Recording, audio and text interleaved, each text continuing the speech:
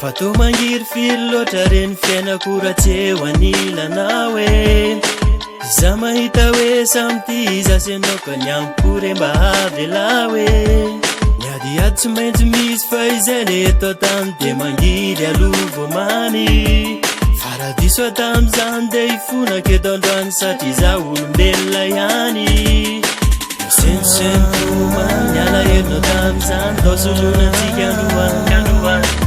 fifamanitsika natonga ty mangatsika de ezaka ho anariny izany kaza tositositosika rehefa izaho tianao aza tositositosika rehefa mijaly atsisy anao aza ilikilikilika rehefa efa niezaka ny tianao de aza tositositosika rehefa niavitsany etsy ainao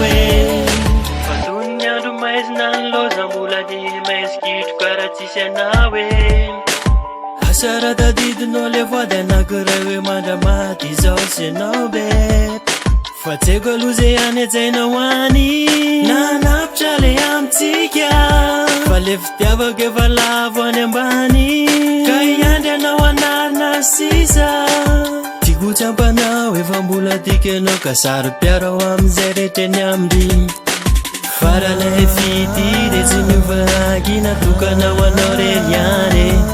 de nataoko ane divasy ty natondromba hoandry hosoromonikasy kely any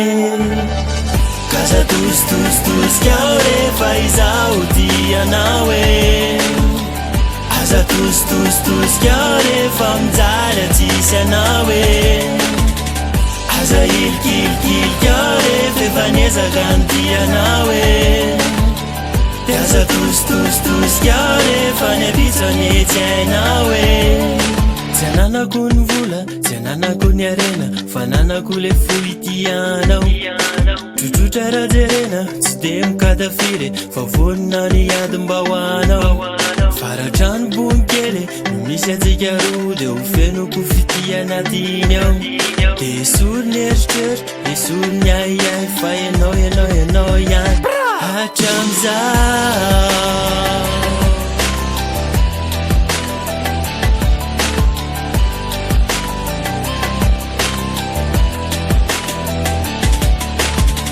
kaza tositositosika rehefa izaho tianao